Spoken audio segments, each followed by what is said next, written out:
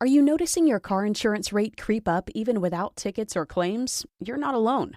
That's why there's Jerry, your proactive insurance assistant. Jerry handles the legwork by comparing quotes side by side from over 50 top insurers so you can confidently hit buy. No spam calls, no hidden fees. Jerry even tracks rates and alerts you when it's best to shop.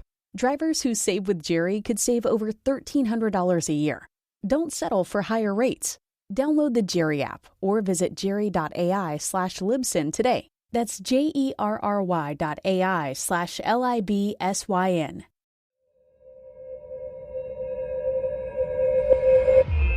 You're listening to a Roddenberry podcast. You're listening to Mission Log the Orville, an episode-by-episode discussion of the adventures of the crew of the USS Orville.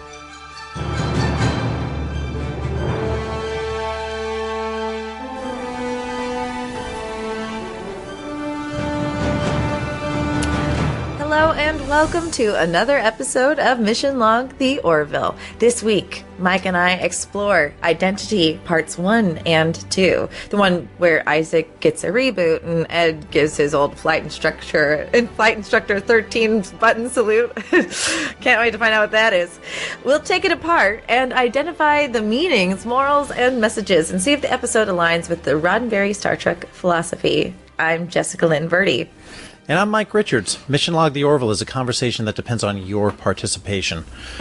Share your thoughts, ideas. Tell us what we missed at ML_the Orville on Twitter, Mission Log Pod on Facebook.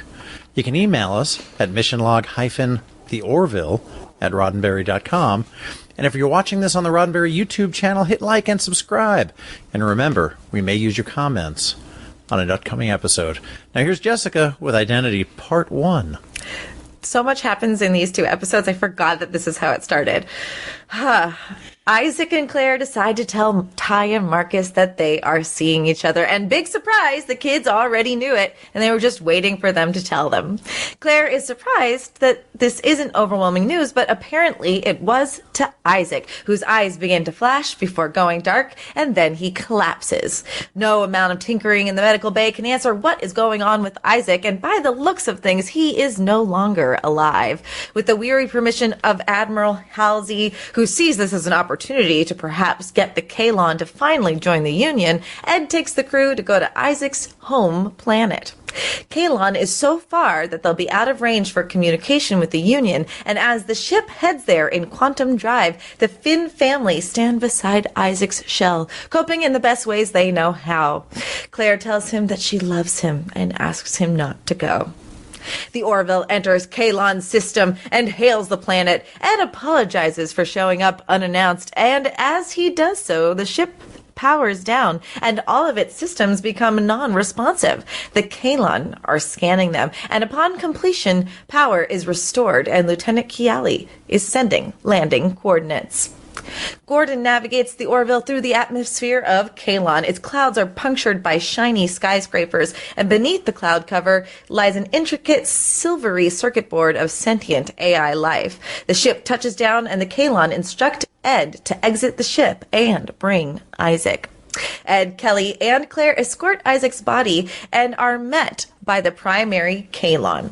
In moments, we learn that Isaac is not malfunctioning, but instead has been deactivated. His sole purpose was to observe the humans, and he had collected enough data that he will now be dismembered and reintegrated. Before the Kaylon can collect Isaac's body, Kelly and the team attempt to reason with the primary, explaining that they have obviously become attached to him, a defect seen in the eyes of the Kaylon. The primary asks them to wait a moment as they take Isaac from them, and the crew watches on.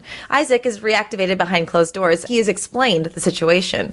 Isaac asks if a decision has been made, to which the response is not yet. He also seems surprised to learn that Ed and the Orville are currently on Kaylon. He is escorted to speak with Ed. Despite everyone being happy to see Isaac alive and well, especially Dr. Finn, we learn that Isaac is not planning on returning to the Orville. Finn is heartbroken on her own behalf and her children's, suggesting that he should return to the Orville to at least say goodbye and pretend that he cares. Isaac returns to the Orville to say goodbye to Marcus and Ty. They are glad to see him alive and well, but are confused to learn that he will be leaving. Claire says that if Kaylon joins the Union, they'll be able to stay in touch. And when Marcus asks what will happen if they don't join the Union, Isaac does not answer. Meanwhile, Kelly and Ed are in discussion with the primary about the very same topic. All of Isaac's reports and human history has informed the Kaylon that an alliance would not be beneficial for them. Ed and Kelly make a case as best they can, and the primary says he will take it into consideration, but that a decision has yet to be made. Tala escorts Isaac to the mess hall in order to officially discharge him, and Isaac finds himself in the middle of a farewell party that he doesn't understand, with a cake he can't eat, and emotions he doesn't share. Even Malloy sings him a heartfelt goodbye, but it doesn't seem to leave an impression. Isaac eventually channels Sally Field for his goodbye speech and acknowledges that everyone on the ship likes him. Claire stops him before he leaves to say her heartfelt goodbye despite his inability to reciprocate. Ty gives Isaac a drawing of all of them together as a family, so Isaac doesn't forget them. But Isaac coldly says that he is unable to forget them because his data is stored in his memory core. Ty, upset, runs off. As Isaac walks off the ship, he drops Ty's drawing. While analyzing the planet Kaylon, Bortus and Tala find what appears to be numerous long-scale weapons cropping up at an alarming rate in the southern hemisphere of Kaylon. Ed and Kelly ask them to continue discreetly monitoring the situation. Claire finds Ty in the simulator hiding up a large tree. He has found the discarded drawing. Claire tries to explain that Isaac doesn't have feelings the same way that biological life forms do. Ty says that his mother just doesn't understand, that he does love them, that he wouldn't have played games or come to dinner with them if he didn't. Claire leaves him to sulk a little longer, seeing that she isn't going to make much headway. Instead of going to school, Ty slips off the Orville in search of Isaac to give him back the drawing. Two Kaylon are approaching, and Ty decides to hide and let them pass. He has found what seems to be a ladder descending into the planet. Unfortunately, the drawing falls, and Ty climbs down to retrieve it. Ed and Kelly are on a video chat with Primary, who tells them that they still haven't made a decision on whether to join. And when the call ends, Ed says that it's odd that an AI race can't make a simple binary choice to join or not join. Claire bursts in, exclaiming that Ty is gone. A bioscan of the planet reveals Ty's location is underground, and Tala, Claire, and Bortus head to retrieve him. He has been found, but besides the moment being joyful, Ty says that there's something bad down here. He has found a gigantic underground graveyard of biological bones. Additional scans reveal identical graveyards planet-wide, each of them holding at least 500,000 bodies. The crew visit Isaac again on the planet and reveals their findings, asking if Isaac knows anything about it. After enough prodding, Isaac reveals that the Kaylon were invented by a biological species and that an unresolvable conflict led to the necessary destruction of the people. He also reveals that Kaylon never intended to join the Union, but as Ed attempts to leave with the crew, they are thwarted by angry gun-head totem Kaylon. Isaac cannot permit them to leave. Isaac reveals that his sole intention in joining the Orville was to determine whether the humans posed a threat or not. The original creators were seen as a threat to the evolution of the Kaylon, and destroying them was necessary. And it is their conclusion that coexistence with any biological is not possible. They need to expand their civilization to new planets, and biologicals will only get in the way. Ed calls into the Orville, commanding Bortus to get the ship off planet ASAP, but is cut off mid-sentence by the Kaylon. The Kaylon take control of the ship before anything else can happen and boards the Orville. The ship's occupants are forcefully herded to the shuttle bay. Isaac and Primary storm the bridge with Ed in tow. He orders the bridge crew to stand down as the Kaylon take control of the different positions. Primary sits in the captain's chair and orders all their forces to be deployed and to set a course for Earth. The weapons initially found by Bortus and Tala take off directly behind an earthbound Orville. To be continued. Right now with Mike, part 2. All right, Identity Part 2, Prologue. The Orville is leading the Kaylon fleet to Earth on the hangar deck around some neatly stacked cargo containers. The crew wonder why they're being kept alive. Obviously, they're needed for something, and Gordon wants to get some answers. Striking out with the, "Hey, I'm from Jersey. Are you from Jersey?" approach. Ty wonders if Isaac will help them, but Claire explains, nope, Isaac is not going to help. Running to find Isaac, Ty draws the attention of a Kaylon guard who shoots Tala with a ray gun. Ed carries her to sickbay as we are carried to the opening credits.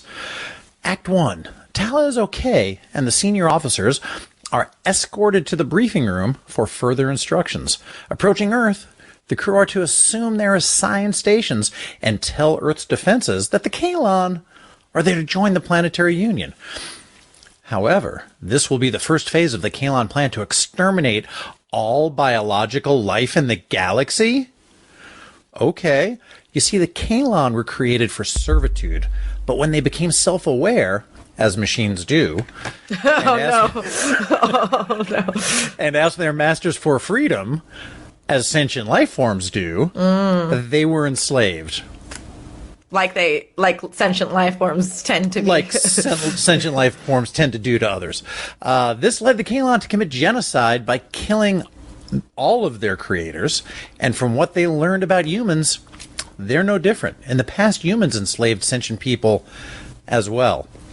En route, the USS Roosevelt drops out a quantum drive just in time to give Ed and Kelly a dress rehearsal. Ed tells Captain Marco that the Kaylon are heading to Earth to join the planetary union.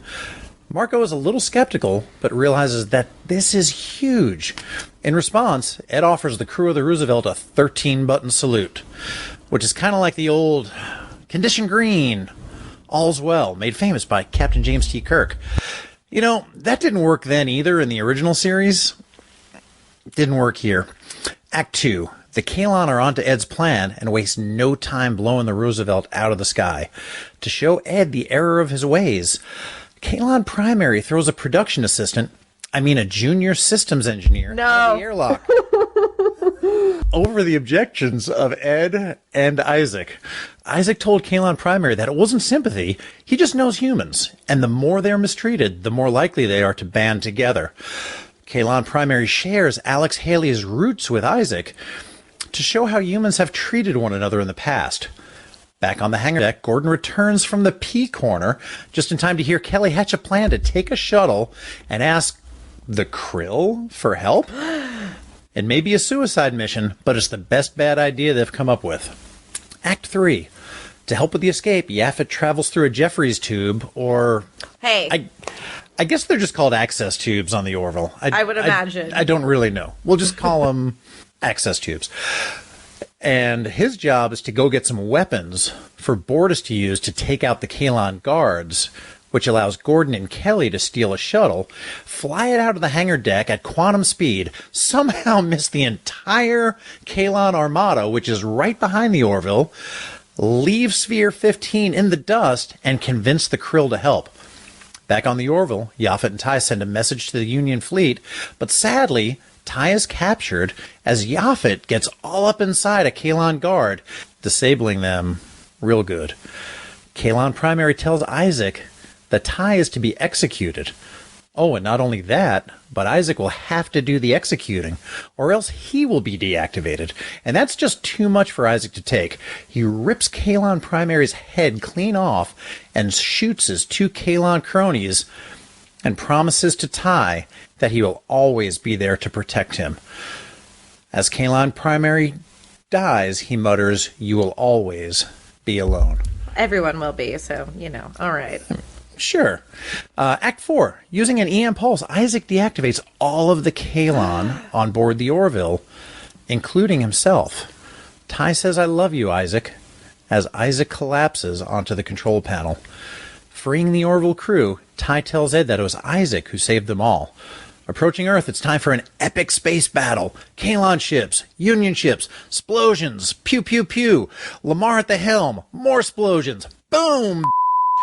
5 Kaylon ships broke through the line and are racing to Earth. The Orville pursues, but Ed's only choice is to overload the quantum drive and orders all hands to the escape pods. But wait! Not so fast, my friends.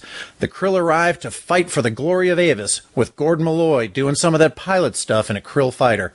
The combined forces are too much for the Kaylon as they bug out and head for home.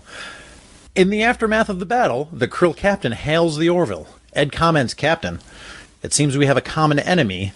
I hope this means that we can work toward finding a common ground." The Krill captain replies, "Avis united our paths for a reason, but only he truly knows why. We shall see where that path leads." On that hopeful note, the Krill fleet departs the Fix as the gang tries to decide what to do about Isaac.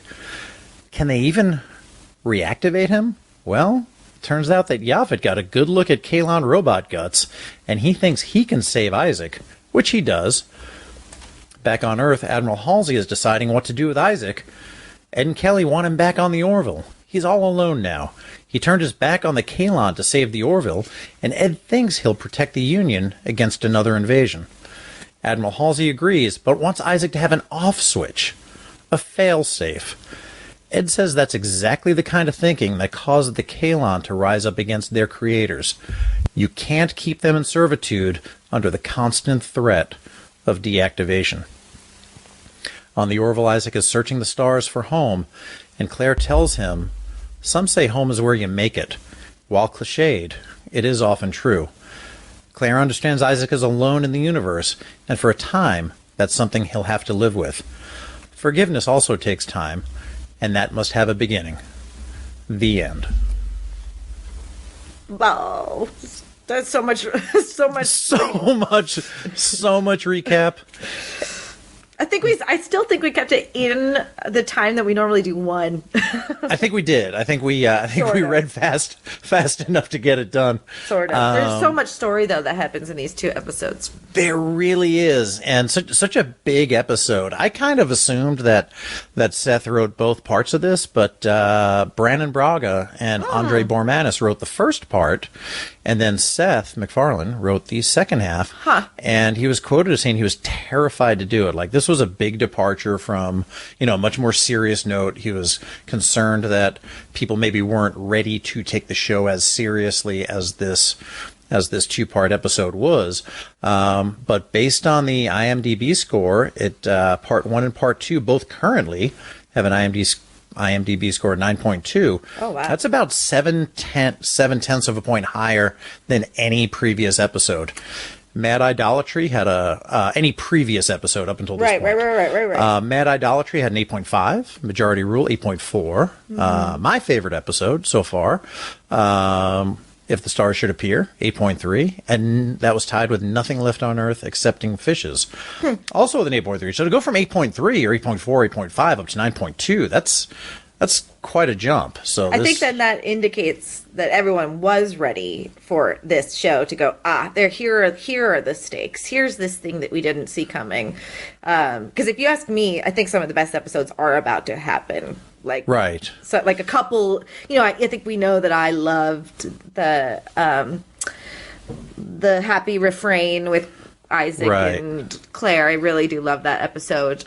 Just for the romantic just aspect. An old-time Hollywood romantic love story that ends in Singing in the Rain. I just like it. I think it's, we've seen sentient life explored in so many different ways. I just really liked how they went about it. And I think that plays a huge factor. It's really good that we got that episode before this 2-part episode. Yeah, and there was some thought of using this as a part season 1, season 2 cliffhanger, kind of an event. But I think there were some issues. One, the writers felt that quite simply there wasn't enough character development yet. We didn't know the characters well enough for the stakes to be high enough.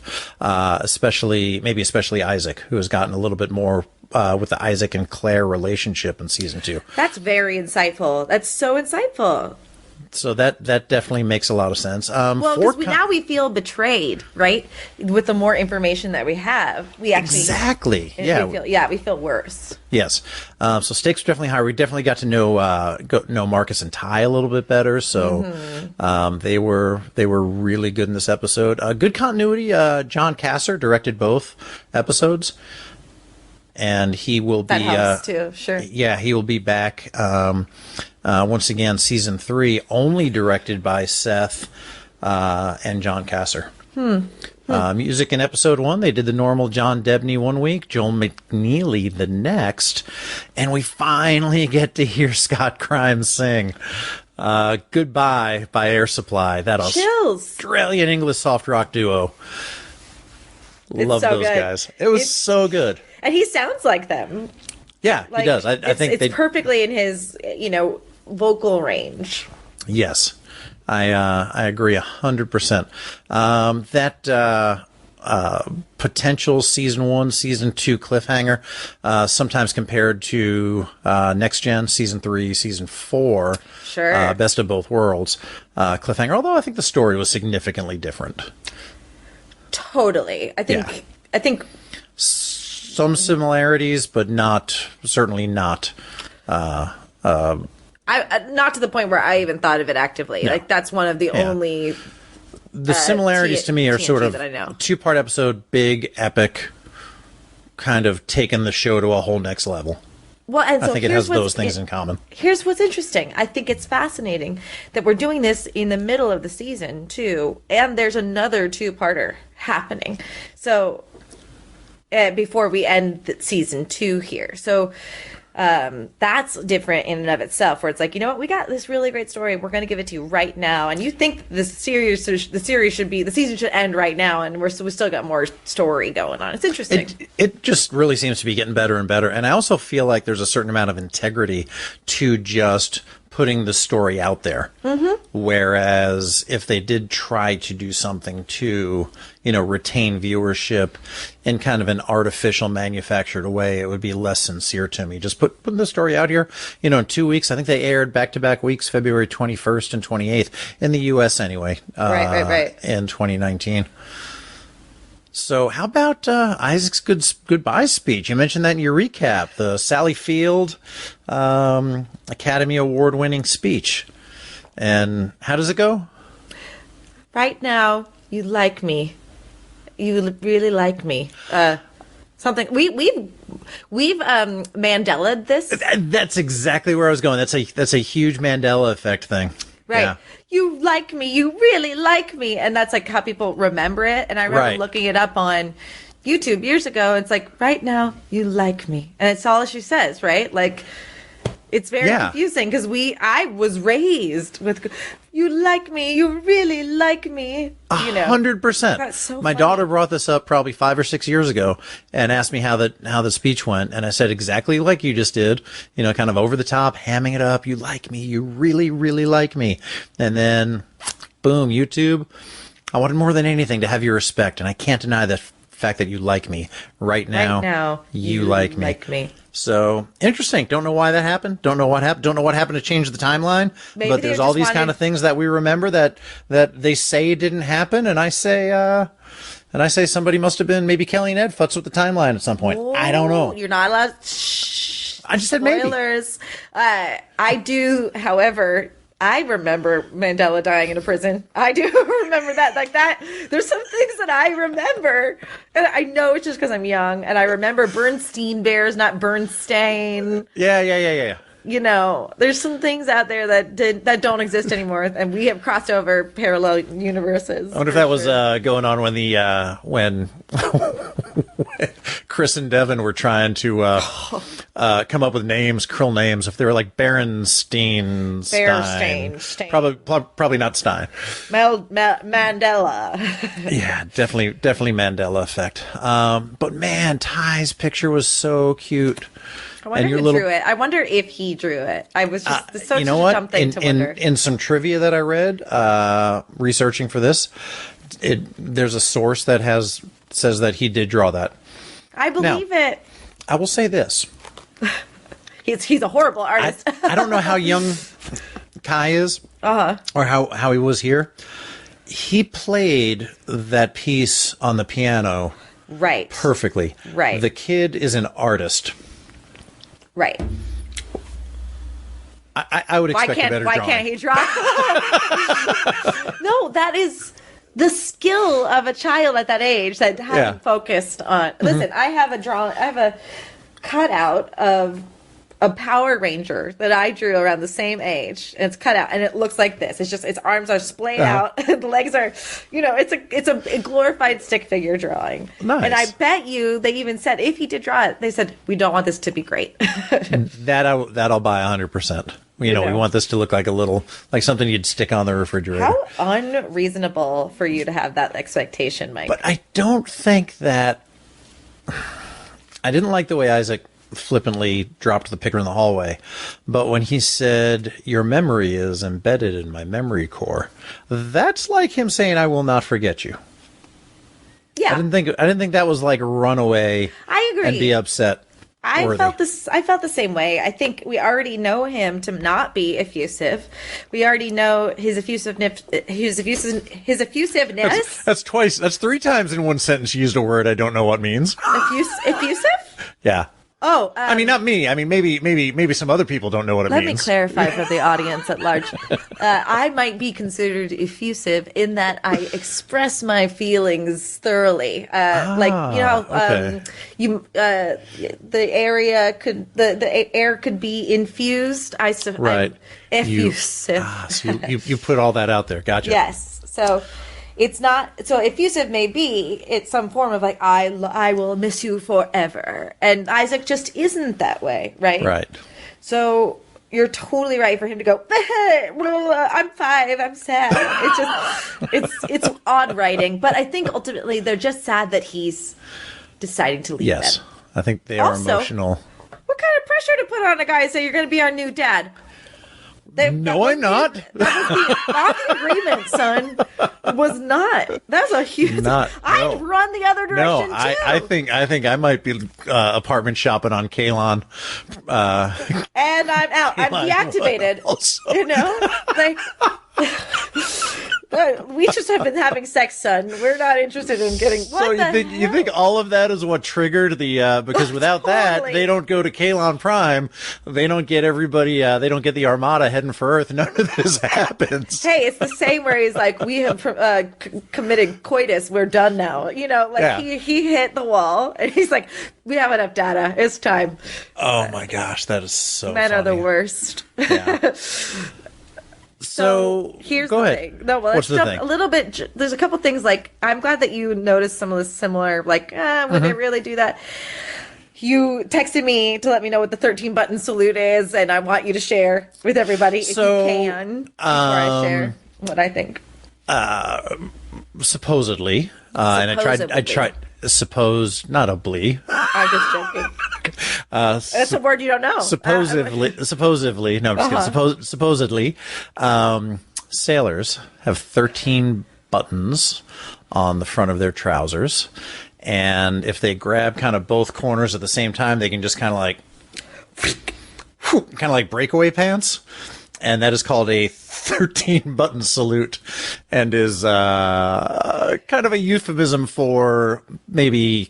I think you already mentioned coitus, so we'll just mention coitus again. To properly welcome another partner into a situation. Correct. Yeah? Yes. So here's the thing that's really dumb, Ed Mercer. This is a computer that knows every protocol of the Union. Doing the 13-button salute for Directive 98 is the stupidest. Yes, if that was, in fact, and it was because he was called out on it, use the predetermined code word, then not so good. But James T. Kirk made the same mistake in the episode Bread and Circuses, where he said, condition green, all's well, Kirk out. But who knew that it was condition green? He was called out on that. I think the dude's name was Maricus. He was kind of in there with like the modern day Romans that was there. And he was like, come on, Jim. We know what that means. Oh, so they were able to scan the ship and know. Yeah, I see. I guess you have to try. Mm-hmm. But you could have done something. If this guy was an old-time Union flight instructor that they had some shared history with, he probably could have come up with something a little bit better. Like, hey, remember that one time where, I was trying to get out of one thing, or like that girlfriend was showing up, and like the first thing or the second thing. Oh, definitely the second thing. Definitely should have come up with something better than, was it Directive 98? Is that what he said? It even gave Kelly the nod, like, all right, Directive 98 on 3, ready, break. It was just dumb. It was just dumb. And again, you have to try. He had to try. Yeah. And if I'm that captain, I'm sending a message right now. Do you know what I mean? Like, I gotta, before I even take off, I'm not gonna be like, I'm gonna be like, like sending off a subspace message and getting it going. Yeah, just auto auto send that thing. Anyway, that's just me and my continuity thing. Yeah. Can't really handle it. And the other thing too, I was thinking about this while you were doing the recap. You see, Kelly has the idea to go to the Krill in the shuttle, which is really a suicide mission, as you mentioned it, right? Yeah, they mentioned the Mocklins, but they were too far. Which, was an interesting plot device, I guess. Totally. So go to the Krill. We don't expect them to go to the Krill at all, right? Yeah, right. So many different things happen in this episode that are surprising, including that. But you see Ed go, no, absolutely not. You shouldn't do that. Like, he's not only does he think it's a bad idea, it's Kelly. And they set up how he wouldn't have been able to probably let her go if they were dating. Yes. He had to let her go. Yeah. And I'd like to think that even if they were, when push comes to shove, you got to do what's right for, not only your ship and your crewmates, but your civilization, your way of life, your home planet, all biological life in the galaxy. And I would hope to think at that point that they would have been able to make the decision to go for help anyway. But you're right, it would have been a lot harder if they were, seeing each other. Well, he already wasn't attempting to make the decision as a captain. He was already making an emotional decision, going, "Oh, that would not work." He wasn't problem solving with her. Of course, we would hope that he would make the right choice, and I'm sure he would. But we've already. I think it's interesting that we see that little moment kind of prove Kelly's point of why it wouldn't work between them. That was a good one. Now it seemed like when they talked to Krill Captain Dalek, he was called. When I first saw it, I thought it was Dalek. Sure. Which I thought was kind of interesting. But it was Dalak, the way it was spelled. Dalek is how they pronounce it. He wasn't having it. He was like, "Hey, Avis delivered you to me. I shall have you prisoner." It wasn't until they got attacked by the Mocklin sphere. No, I'm assuming, Kaylon sphere. I'm assuming it was still Sphere 15 because that was the one that got sent after. Right. It wasn't until that the Krill captain decided, we need to do this. So the reason I bring that whole thing up is because I was wondering if any of the groundwork that Ed did with his Krill girlfriend, played by Janelle Tyler, a.k.a. Janelle Tyler, Talara, Tavana, Piscana, Donna. I was just going to say Michaela McManus. Tayala, I think. Although that sounds so much like Kiali. No, I know. It's similar, Talea. though. Talea. There it is. Boom. If there was any groundwork done there. I don't think at this, because like I said, the Krill captain just was not hearing any of it. It's hard to say how far the reverberations have gone of that gesture. They might have reverberated out quite a bit. But of course they still feel like they're superior to us, right? Yes. Or they are the chosen people. So yes, they feel like they are chosen. And superior, honestly, the chosen people. Honestly, still the Krill has no dog in the fight. Even after they're attacked by the Kaylon ship, they could have just killed that ship and moved on. So there is something reasonable in the Krill that we may explore more in season 3. Listen, it was a really long shot to assume that the Krill would help them out. So I'm just saying it worked in their favor. Also, someone wrote this story, including Seth MacFarlane. But it's cool that we actually don't have immediately 2 villains now to deal with. And what interests me is if we actually find a way in the show to have some common ground with the Krill, even though the season 3 trailer has just dropped and we won't talk about it until we get to the end of our recap, will we see the Mocklins as an actual threat soon? I do not know. If we made space with the Krill not being enemies, are we going to make good on the idea that Ed says, well, how long can we stay with, allies with people like this. Depends on how long they, infect the Union ships with viruses and get their quarters all smelling like cigarettes and, divorcing each other with daggers. You're jumping. That's right. That one didn't happen yet. Not yet. Spoiler alert. Wow, I like to apologize on behalf of my partner today. Woo! Woo! And I haven't been watching ahead. I know, but that episode's pretty sticks out in my mind too. So definitely ambitious sequences of space battles and ships. And, sure. What'd you think of the special effects? Were they adequate? Did they take you out of the show? Did you think any were better than others? Were they just were you just kind of like along, I think I was along for the ride. It felt like, a couple of them sequences felt like really Star Warsy. And, when they're storming the corridors, it's a little like, the Wilhelm scream or whatever. I know it's not that, but it's just simple. And it actually was reminiscent of TOS era, like storming the ship. But it's also the first time we're seeing that kind of level of engagement battle wise. So I don't think I was looking for a problem. My guess is you have a problem. No, I was just kind of whatever sort of came out. I thought the gunhead totem Kaylons looked a little bit silly at first, but I got more used to it. It's so dumb looking. But by the time Isaac sprouted those blue guns out of his head, I thought it actually looked pretty good at that point. But at first it looked, my first impression was, this is silly. And then after that, it actually looked pretty cool, I thought. So that grew on me. It was super, it's a smart choice because it's super intimidating because we have no idea how they're feeling. And then the next thing we know is that guns are shooting out of their head.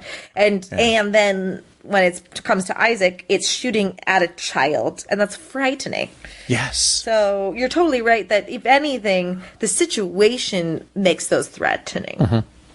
And the larger, Battle of Earth, as it's called, was very busy. It was very ambitious. There was a lot going on. Some of it did look a little cartoonish to me. Some of it looked pretty good. Right. The one that I thought, and I just think in general, productions have trouble with shuttle effects. I don't know why, but I think of some of the more memorable for bad reasons effects that I've seen in Star Trek movies, like Insurrection, when there's a shuttle crash there. Star Trek V had a ridiculous shuttle sequence. The scene of Gordon and Kelly leaving the Orville, kind of going sideways, spinning and spinning with almost Benny Hill-esque music, kind of took me out of that shot. But then it was over, and you got to move on to bigger and better things. I think it's fair. I wonder if the scale of the shuttle has something to do with it. And at a certain point, too, with the enormity of these two episodes, money has to be spent elsewhere at a certain point. So I'm sure there's like a budget where it's like, we're not going to get that to look any better than it does. And as long as it's passing, then they're not going to worry about it. And again, since I'm just laying it all out there now, Doug Drexler just revealed a design for the season 3 shuttle that is just gorgeous. Yeah, so that's your opinion, is that you think it's gorgeous? Yeah, the new one? I think it's just like anything, going to take time to get used to it. Okay. There's most things there's very few things when I see them for the first time that I like them. Totally. Usually when I see an airplane with a new paint job, or a neighbor paints their house, or, I just see something new. I'm like, I don't like it. And then after a while, it grows on you, and it grows on me, and I get used to it. Well, that's the mere exposure effect, right? To be fair, I didn't love the design of the Orville because you want it to be Star Trek, Yeah. So, and that now I love it. And every time I see zoom, zoom, zoom, it's that was so good. It's a whip. It's a whip. Yeah. And their doors, I think we've talked about it. It's the same as a car door opening. It's.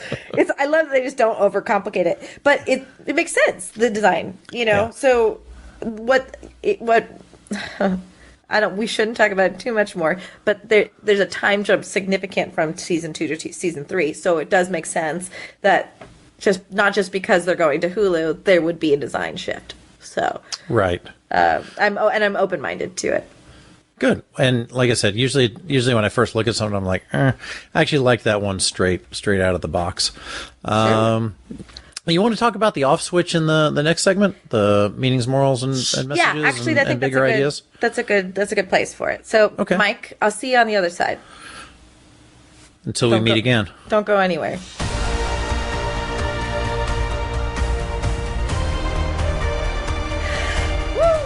The longest episode on the planet. So we've come to the part where we're going to discuss and explore the big ideas in Identity Part 1 and 2. We're going to find the messages, morals, meanings, and we're going to see if this episode does align with the Roddenberry Star Trek philosophy.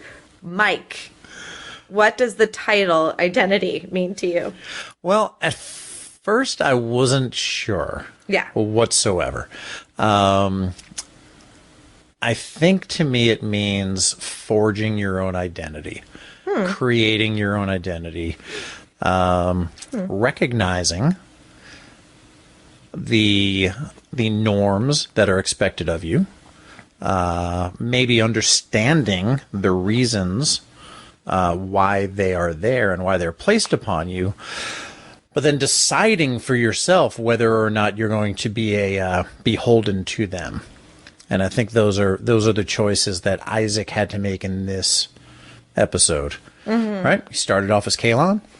He was built after the great genocide of the creators.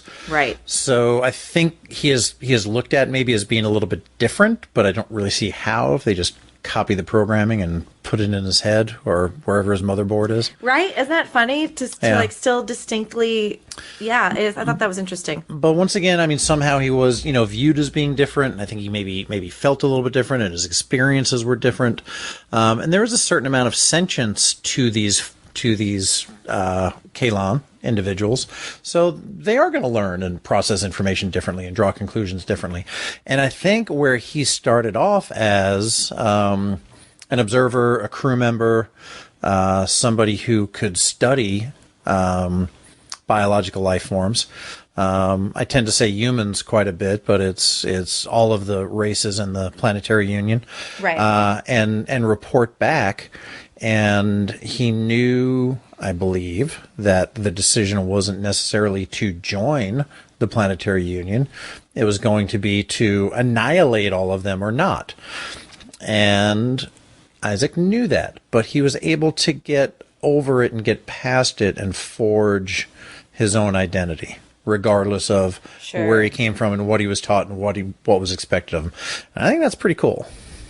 Well, it so doesn't seem like it's going to be about that for the first episode. So to commit to that title, I think you're right to question what we're supposed to get out of that.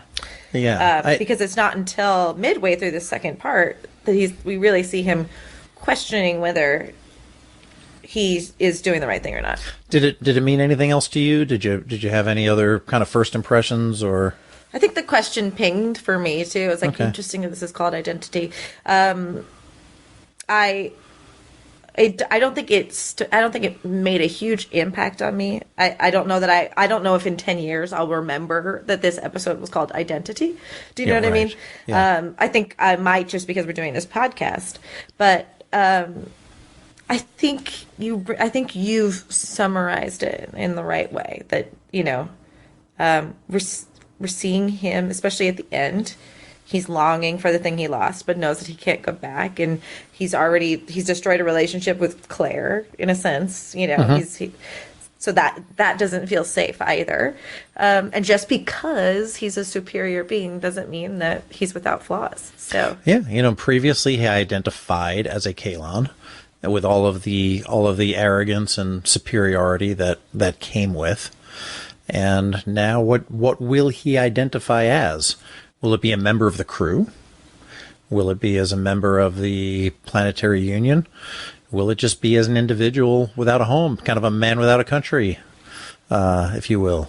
Well, and his identity is Isaac, right? After Isaac Newton. Right. And so that is an identity he saw for himself, too. He wanted to curate a personality via that idol. I think he just had a bromance with chief engineer Steve Newton. And he wanted there to be an Isaac Newton thing going on the ship. Got it. Not I that. would have been like Isaac. That's a stretch because there was like absolutely no evidence of that anywhere. So no, but you're definitely that's your conspiracy. You heard it here first. I just mean that. Like, sorry, we're going to start making slash theory of Isaac and chief engineer Steve Newton. Hey, if anyone doesn't know this already, Slash saved Star Trek. Okay. So oh yeah. If anything can save the Orville, it's. I don't even know if you can call android and male love Slash. I think it could just be. It has to be a different like something else with. Like another phrase for like the AI and then loving that. So right. Well, let me ask you: Are the do you feel like the Kaylon gave humans a fair assessment? There was the line that Kaylon Primary came up with that humans alternate between periods of enlightenment and authoritarianism. True. I mean, true. If you're looking at everything on if time doesn't exist for you in the same way, and it doesn't exist for the Kaylon, right? And it's like we saw how many thousands, hundreds of years did Isaac go? 700 years, right? And it was like a blink for him. 700 seconds is what he said. So sure. You're going to see patterns in the world and behavior that you don't see. I think there's a theory that. Humans thus far have experienced growth to extreme maturity, and then we go on a down curve and then go to our basis of like immaturity and then come back up. And like there's people that would think that we're on our downturn right now of cultural maturity. Well, there are things that I've seen in the last 10 to 20 years that I thought as a species we were past. Now, that very much might be my own naivete of that point in my life, but I really thought that we were heading in a direction that was better than the direction we appear to be heading in now. Well, and sorry, I'm cutting you off. I have a thought, but when you're go. No, don't just think. Say. No. So I think it's fair to think that and see and feel that. I sooner try to ascribe, or I try to recognize that we're actually still in that period of growth. We were never over those things. We never moved past those things. But this period of turmoil could be considered an awakening. It could be where it's like, we're not doing these things right. But then you have the people that like last dying gasps of things. And I definitely see in dog training, it's called an extinction burst. So when you're training behavior out of your pet, they will kind of go all in before they're kind of able to train that out of them. The extinction burst. And I see folks who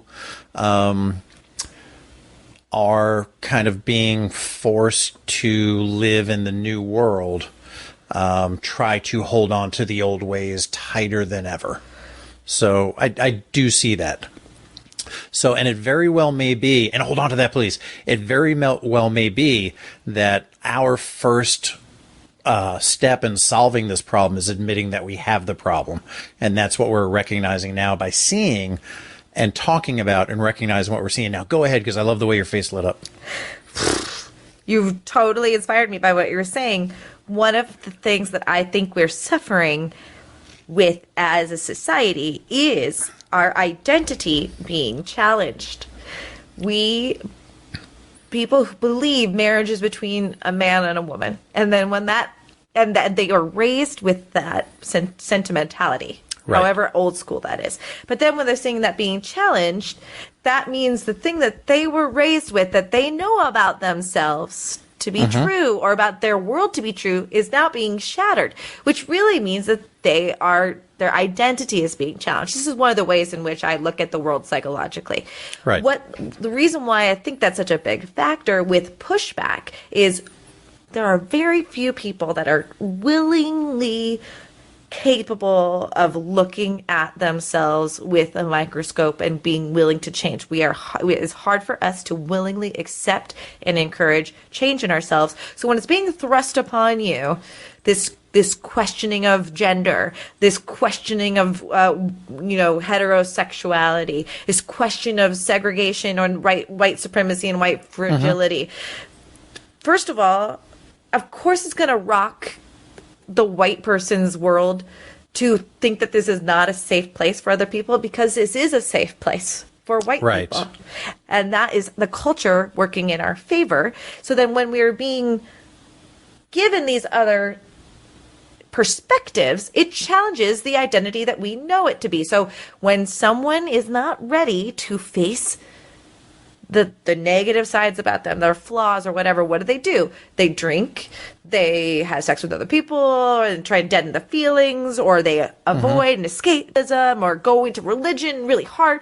We have different skills of coping as opposed to growing. So I think it's interesting now, the whole term of identity is taking a brand new meaning on for me in this context for that very reason. So, and what I've seen is a very strong reaction, especially of people of my demographic, is to try to hold on to the old ways, to try to hold on to that advantageous position. Because when you see other people get brought up to your level, you feel like you're losing something, and you're not.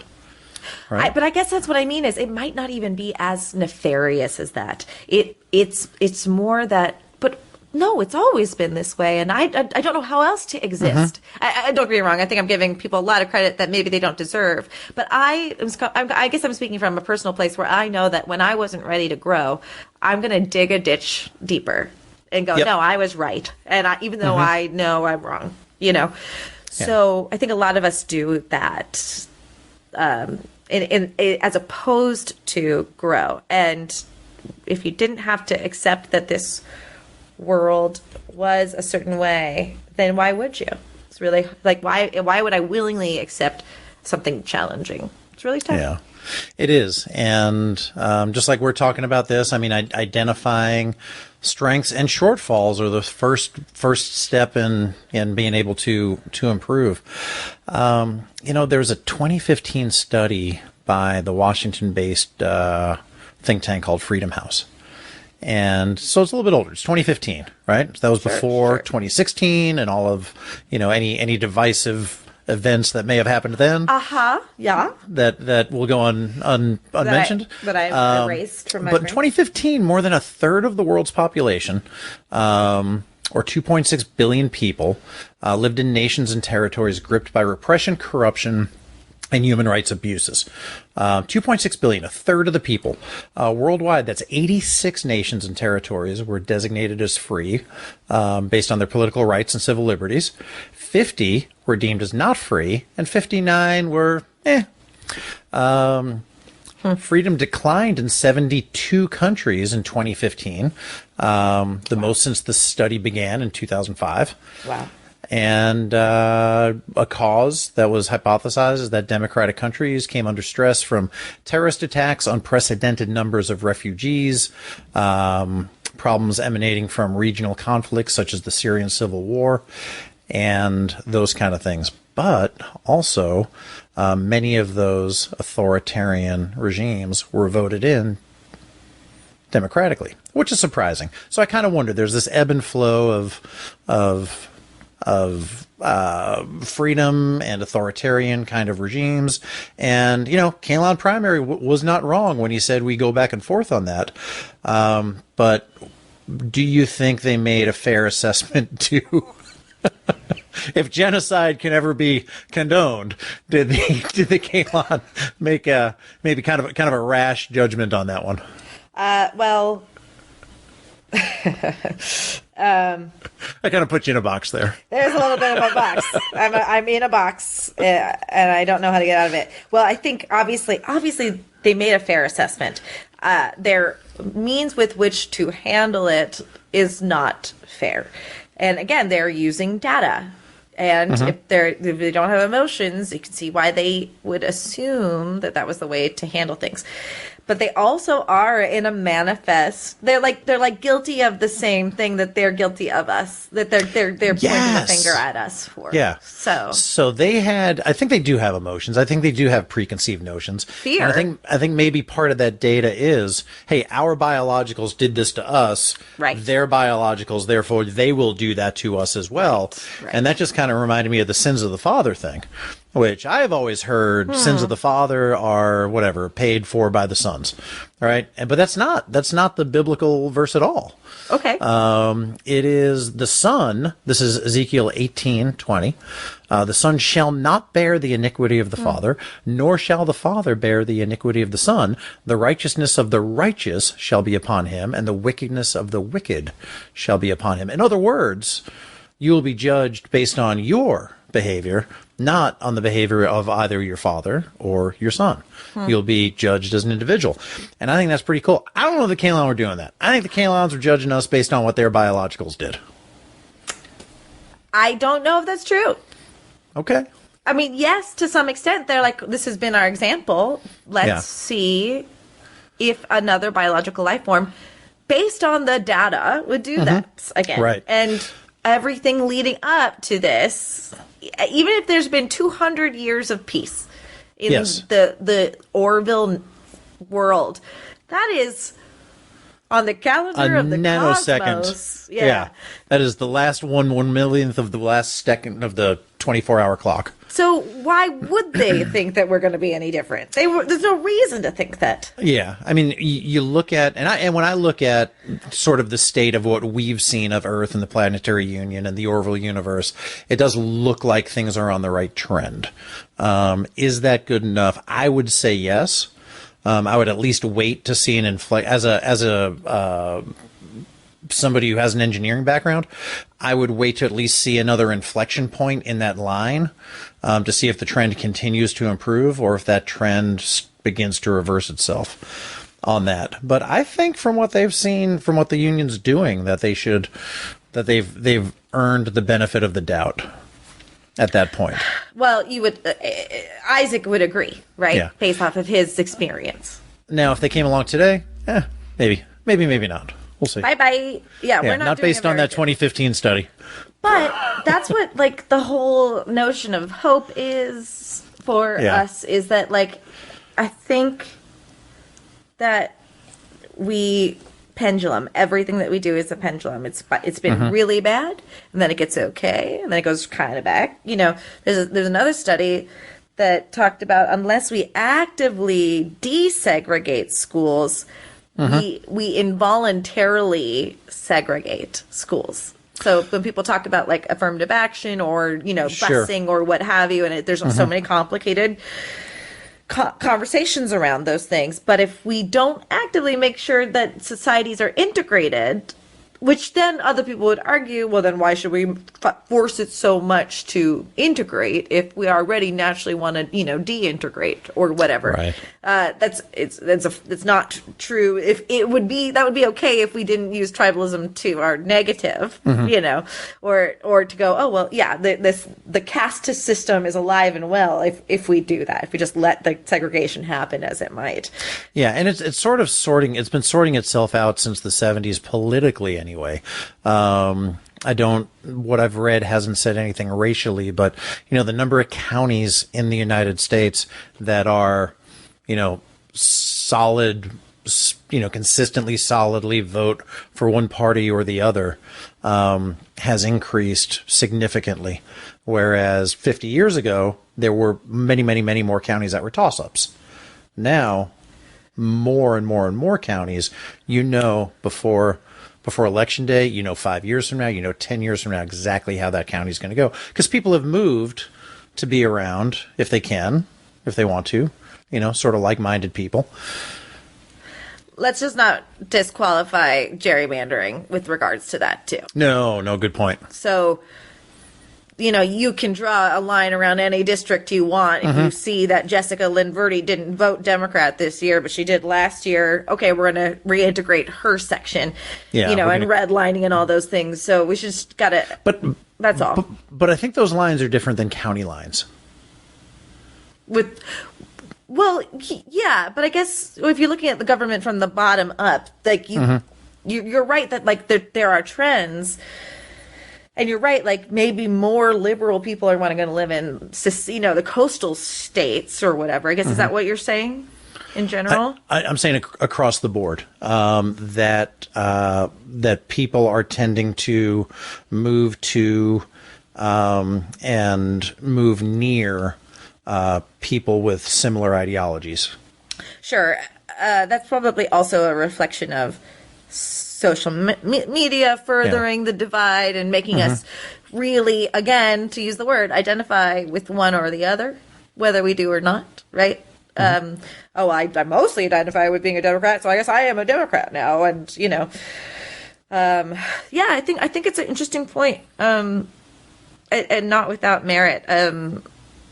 But is there do you think that is a good or a bad thing, or what do you mean? Well, I think it goes against. I think it backs up exactly what you were saying. That without active integration, things will tend to segregate. Right.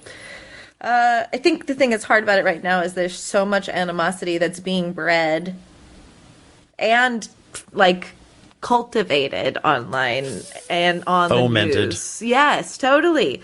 Why would you want to risk being picked up in an Uber by a Trumper? You know what I mean?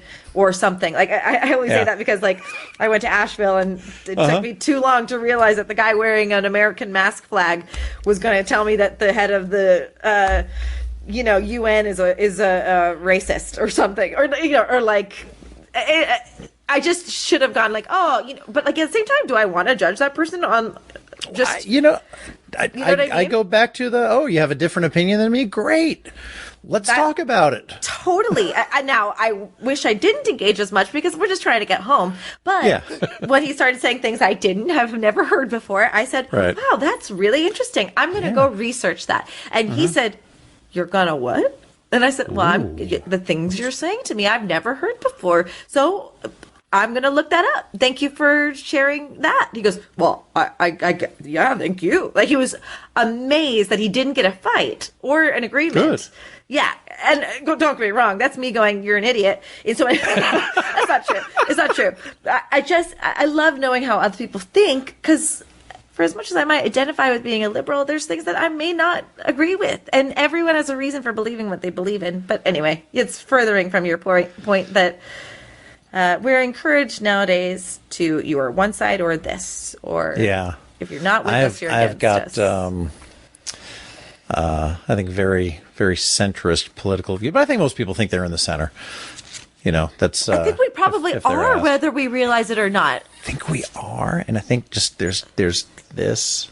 Well, think about it, and I've said this before on this podcast, and it's totally my opinion, and I don't say this lightly. We are wasting our time on hot button topics, like abortion and things like of the like. So, what we're not focusing on is the state of our country and the help that people actually need, and the fact that we shouldn't be at war and stuff like that. That's a big one. We're just getting wagged the dog over here, and so that's the thing.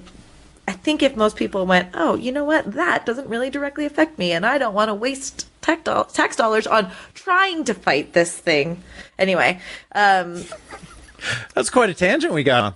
Certainly got on a tangent. I do see, though. I think we thought this was going to be a long episode, but I think we kind of, they did. I don't think there was a lot of filler in this episode. I think it was very tightly packed.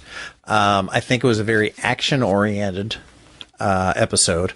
I don't think it was I certainly don't think it was a 90-minute morality play. I think it had a couple of good. At least a one or two meaty issues in it that we identified. One is, not too simply, and this does tie into very much what we were just talking to, so I'll take it back and I'll take my tangent comment back. Not to simply obey and get caught up in groupthink, group norms and expectations. Not to just go along with the crowd and do things because that's how you were raised and that's how you're taught, but to make up your own mind and make those tough decisions and forge your own way and do the right thing. Regardless of what may or may not be a norm. You can look at things. You can go to any rule book you want. You can justify a bad decision if you look hard enough. But I think an ethical person knows right from wrong based on experience, knows based on the effect that it has on other people, based on how that your actions is going to negatively or positively impact sort of the culture at large. And I think Isaac was able to kind of shed his identity as a Kaylon and forge a new identity as a more ethical, fully formed individual. Yeah, I think you're right. And kudos to the Orville team for giving us just enough to fall in love with Isaac in order to have this episode really mean something, not only to the crew, but to us, and have be impactful storytelling. And really, without an episode like your favorite, A Happy Refrain, which humanizes Isaac in a way, literally and figuratively. Sure. This episode would not have had the stakes that it had. So very either serendipitous or just intelligent planning, and probably the latter to put this episode where it was. You think Claire's going to forgive him? Yeah, I think love. I think love overcomes those things. I think it'll be interesting how that shows back up. And I am interested in finding it out. I just don't think we're going to see that storyline just fall to the wayside.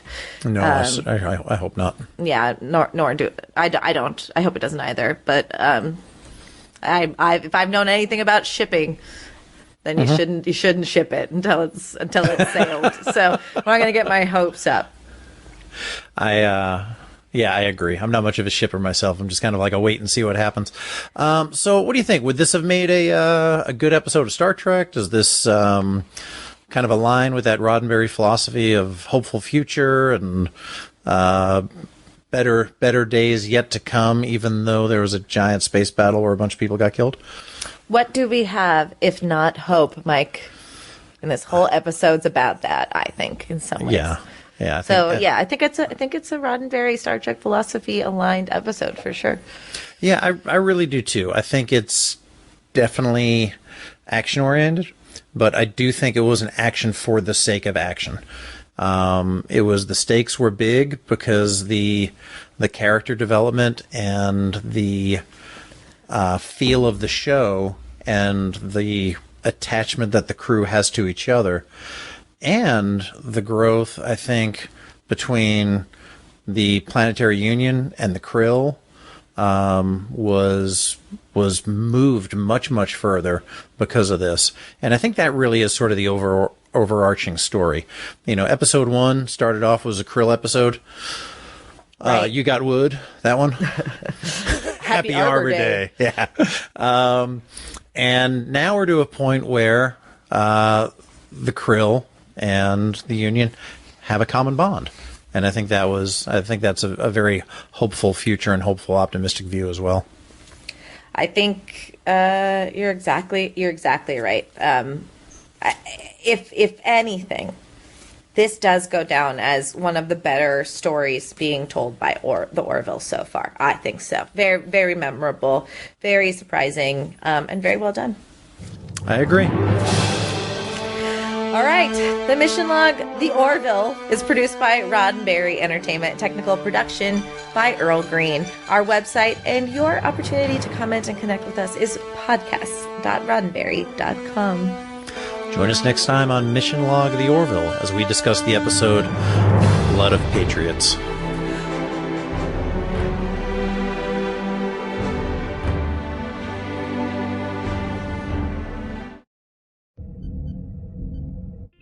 This is a Roddenberry podcast. For more great podcasts, visit podcast.roddenberry.com.